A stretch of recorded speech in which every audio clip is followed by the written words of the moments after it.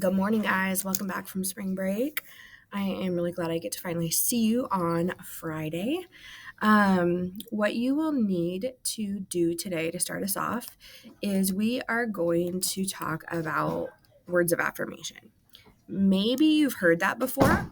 Words of affirmation are truthful words that are usually to help encourage us or to help us feel a way that we want to feel, even when we're not. So, for example, yes, it's true that you could say, I am tired, but that's not necessarily going to be a word of affirmation. That's just a truth, right? So, if we want a word of affirmation, we could say, even if I'm really tired and dragging this morning, I can say something like, I am capable, right? I can do this, because we're all capable of hard things. You can also say, I am energized, even though you're feeling the opposite of it, because if we say something that we want to happen, it helps us to internalize it in our brains. So I'm going to play a little video here of a father and daughter who are working on their own daily affirmations. And maybe you'll get an idea for an affirmation that you want to kind of be the theme of this week for you. Okay, so I'm going to try to play it here, anyways. Say, I am strong. Oops. Let me open it up in this tab here. I am strong. Okay. Say, I am smart. I am smart. Say, I work hard. I work hard. I am beautiful. I am beautiful. I am respectful. I am respectful. Yeah. Say, I'm not better than anyone. I'm not better than anyone. Nobody's better than me. No one's better than me. I am amazing. I am amazing. I am great. I am great. What's your name? Aaliyah Austin. Okay, so that is just a little snippet of what this dad and daughter decided to say. Sometimes affirmations are said in the mirror to yourself, so you can kind of get yourself going for the day. I have some posted on my closet door when I open it, on the fridge. I have some on the way out the door just so I can look at them, not necessarily say them out loud as I leave, but so I can look at them and feel inspired before as I'm getting ready for the day. So, what you're going to do is you are going to think of your own words of affirmation. You can write it in second person where it says you are, or you can write it in first person, I am. And if you need some help kind of deciding on words of affirmation, you can actually just Google. There's like self affirmations. Sorry, I got the sniffles. And you can look up 50 self affirmations to help keep you motivated every day. I love this. I am strong. I am powerful. I am confident. I am successful. All I need is within me right now. I wake up motivated. I am an unstoppable force of nature. So you can pick one from here or you can come up with your own. And then what you're going to do is you're going to go into this week on Schoology. And on the discussion board, you are going to list three things: your affirmation that you chose, say why you chose it for yourself, and how is it going to help you conquer this week of school and in the future. So if you click on that, and then you can just add a comment and you can answer those three things, okay? So actually, I have two on here, but you have to actually write your phrase. All right, so that's the first thing, just to get us inspired and ready for the day.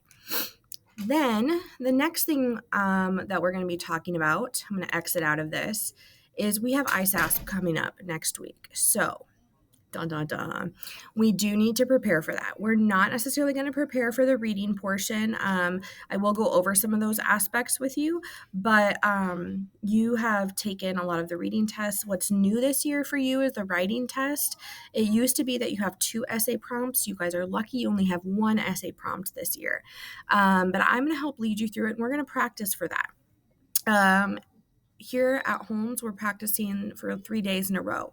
So I'm giving you guys this one lesson, and then you're going to have practice and send me your results online. Okay, so ISASP, that's kind of hard to say, the schedule is right here.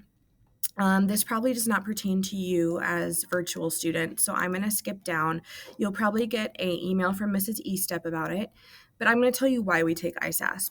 We take it because it's a data point for a class placement, whether you are planning on advancing with honors or advanced placement courses, or it might determine that you need to go into English enhancement, which we want you to have those supports if you need them for next year. It's also measuring your growth from year to year. I think you guys started this in third grade. So it's measuring your growth all the way through up to high school. So it will be on your transcripts, okay? And it's for math, reading, and then language, which is like grammar, language, and writing, okay? So those 4 aspects. And the scores are reported state and nationwide. So it is important that you take this very seriously and you do your best, but I don't want you to think that it determines your whole entire future. It also does not determine your grade in this class. So I am going to play this so we have an idea of how to navigate ISASP online for when you do this next week. So just please watch the screen and listen carefully. Hello, Holmes Junior High. Next week, we will be taking the Iowa Statewide Assessment of Student Progress, otherwise known as ISASP. I'll turn it up a Over little the bit. course of this week, you will take some practice exams in math and English, and 8th graders will have a practice test in science. We want to give you a brief tutorial on how to navigate the testing site and the tools that are available to you. During your practice test, you can decide which tools are beneficial to you. There are universal tools that all students will have access to, and designated tools for students with testing accommodations. If you are a student that has testing accommodations, if you have text to speech, when you log into the system, they will ask you to check your volume. Also, you will have some designated features here at the top if you have been selected for those designated features. For all students, when we navigate the site, there is an arrow to move forward or backwards. You also will have a review and bookmark at the top, and I will explain those in further detail as we go throughout this tutorial. First, the pointer tool will always be the default tool that is available to you. Many questions have you want to drag answers. Maybe they want things in a specific order and you need to drag them, so you will need to make sure that the pointer tool is on when you have questions in regards to that. Next, there is a highlighter option, which is available to all students. There's not necessarily a toolbar up here. What you do is you just drag over something that you think is important for the question, and then you can change the color. If you no longer... So I'm going to pause for a second. That highlighter tool will probably be useful when you're reading the passage, and it's almost like you're annotating it, right? Like you can highlight and make little comments. I don't know if you can make the comments, but you can highlight what you think is important while you're reading the passage, because the passages are pretty long. So that would probably be a good place to use the highlighter tool. Okay, I'm going to finish the video. I think that information is important. You can unselect it. Next, we have the notepad. As you are going through the test, you may come to a question that you need a little bit more thinking time on, and for the sake of moving on to the other questions, you decide to bookmark that and leave yourself a note regarding what you were thinking on that question. Next, you will have an answer eliminator. That is the X up here at the toolbar. If I click on that and I know that B and D are not the correct answer, and then I can spend some time really focusing on the 2 potential correct answers. For our calculator features, our math teachers will spend a little bit more time on how you can utilize this tool, but it is available to you for your math tests. For those students that have designated features for their testing, there are some things available. One is to change the background and foreground of your test. And so if I went up here to the right-hand side and wanted to change that background, I can manipulate my screen so that it could be more appealing to my eye. Another designated feature is going to be the line reader mask tool. Again, I would turn that on up here, and I can make this bigger or smaller, and I would consider this like using an index card to only look at the important things and eliminate the other things. Okay, so that little masking tool, it's kind of like if you were to take a little note card, so you're not rushing through something, you're just kind of looking at it one line at a time there. That's what you're doing there. The next feature is going to be the answer masking tool. Again, this is only a designated feature, not for all students. I could turn that on, enable answer masking, and then Same I thing. would So that have the questions or the answer masking tool, it's going to close all of the answers. It's going to close all of the questions, and then you individually click on each of the answers to see them, just so you're not overwhelmed by all of the possible questions.